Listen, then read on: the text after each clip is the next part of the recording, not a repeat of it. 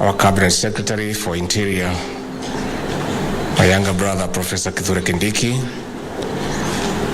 the Principal Secretary is present, including the one from here by way of shares, Your Excellency, the Governor of Mandera, our development partners, distinguished guests, ladies and gentlemen, Salam Alaikum.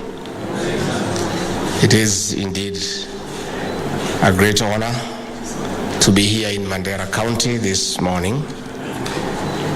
afternoon, and on behalf of President William Ruto and the people of this great country, I want to welcome our friends from Ethiopia and Somalia and Jubaland to enjoy the hospitality of our great country. Excellencies, I welcome you all to this significant launch of the Kenya-Somalia-Ethiopia Borderlands project. This project, which is supported by the British government, is a strategic investment for Kenya and the Horn of Africa, a region whose people have often felt marginalized and neglected. It's also a pragmatic and sustainable approach to the socio-economic challenges the region has grappled with for decades. As the government of Kenya, we are confident that it will contribute to the ongoing peace and stability efforts and improved socio-economic status of the Borderlands people. Distinguished guests, indeed, our borderlands are infamous for insecurity, constant inter- and intra-community conflicts, low literacy, poverty, and harmful cultural practices, harsh climate, among others. As of February this year, at least 36 million people at the Horn of Africa were wallowing in a fierce famine when the region was under the longest drought in 4 decades. Before the March 2023 rains, we had crossed the 5 million mark of people facing starvation in this country. While Ethiopia lost more than 4 million animals, in Kenya, pastoralists lost at least $1.5 million to the drought. It was indeed catastrophic. We thank God for the good rains and the greenery we have seen as we flew here. On the other hand, retrogressive traditional practices are denying our girls and women the right to socio-economic growth. Girls and women between 15 to 49 years are at the risk of FGM at a regional average of 61.3%. Distinguished guests, since we enjoy stability in Kenya, we are now home to more than 2.5 million refugees from the East African region, mostly from Somalia. Thousands of others are displaced from time to time due to inter- and intra-community hostilities, majority in the struggle for resources. Insecurity impedes development. Insecurity impedes education. Children learn to pick the gun instead of the pen. Fear for their lives keep teachers away. Further, infrastructural development is silenced by armed conflicts. We must silence the gun for the industries to roar back. We must silence the violence for socio-economic prosperity.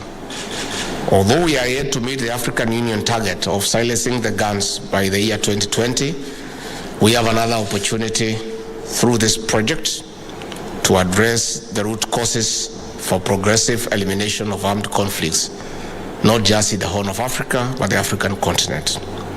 That is how we can achieve the Africa we want, where no one is left behind. Distinguished guests, it is against this background that I welcome this 3-year initiative, which seeks to give the people the power to rise. The governments and partners are facilitators in the true reflection of bottom-up socio-economic transformation of our communities. In this regard, it's upon us to create a favorable and sustainable policy environment for shared prosperity. We are taking orthodox measures to spur the livelihoods of our pastoralists, such as through sustainable access to safe and clean water for human and animal consumption. We are enhancing drilling of more boreholes, distilling and maintaining existing ones alongside water ponds. With sufficient water, communities will easily integrate crop farming with pastoralism for enhanced food security. This will also allow them to grow pastures for sustained feed supply. Given that our communities here are only separated by borders, these measures can be replicated for the good of our people. We also seek further collaboration in improving access to markets for produce such as beef and milk. In this regard, I call upon our partners here to support and work with us. Distinguished guests, as we host our neighbors fleeing conflicts, this influx is a drain to our own resources at the local and national level. Frontier counties have had to spend more, which overstretches the available resources. That is why we are reaching out to the United Kingdom and other partners for more support in building and strengthening resilience measures. Further, we encourage local administrative units to support inter-community integration. Cultivation of unity and trust must be people-centered for ownership. This will contribute to sustainable peace. While we are making strides in ending the terrorism menace, we must do more on states, especially in empowering the youth to prevent resurgency. Education, vocational training, and mentorship of young people is key in job creation and exposing the youth to innovation and entrepreneurship. This again calls for partnership. Distinguished guests, on behalf of the government and the people of Kenya, I welcome wholeheartedly this project and look forward to its successful implementation in Kenya. And once more thank the British government through the High Commissioner, Her Excellency Jane Marriott, for their commitment and concern and friendship in helping us to achieve sustainable peace among our borders and within our region. Asanteni sana. Nimeshukuru sana kufika hapa Mandera, na ukweli ni kwamba hii ndio mara yangu ya kwanza kufika hapa. Many years back, when I used to serve in the then provincial administration, it was deemed a punishment to be posted to the then northeastern province. It was a punishment. So if anybody had an issue with you, that's where they would post you. So sometime in 1996, I was working in the county of Kiambu and I had a quarrel with a leading politician then who was very powerful. And he decided to go to the office of the president and have me punished by being posted to this province. So I was posted to Garissa, and when I reached there, the then provincial commissioner Maurice Mahanu posted me to Ajia. So I did not have the opportunity to be posted here.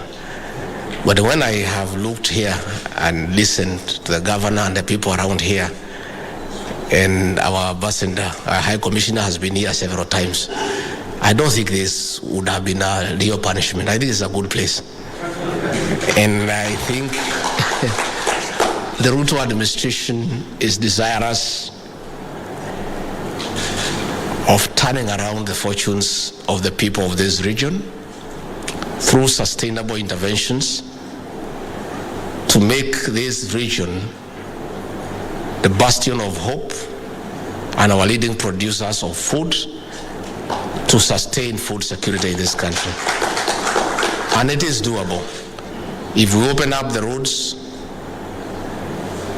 have mega dams, sink boreholes, have water ponds,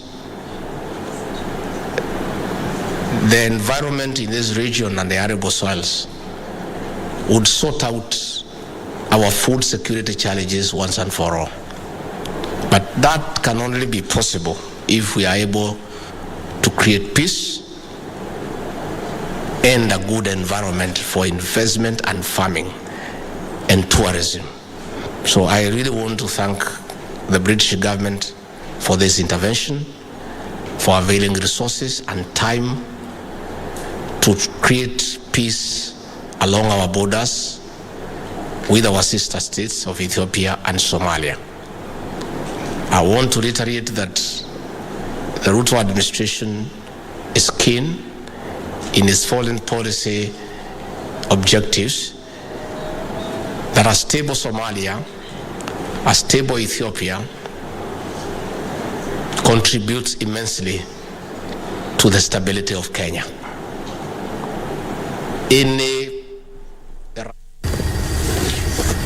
Mtazamaji, ni picha za moja kwa moja zilizotoka katika kaunti ya Mandera ambapo naibu rais alikuwa anazungumza katika mkutano ambao unaendelea eneo hilo, mkutano ambao unaangazia tu kuleta amani katika mpaka wa Kenya na Somalia na pia miradi mbalimbali ya kuhakikisha kwamba eneo hilo linajumuika katika kukuza uchumi wa taifa. Ni taarifa ambayo bila shaka itakujia katika taarifa zetu za hapo baadaye.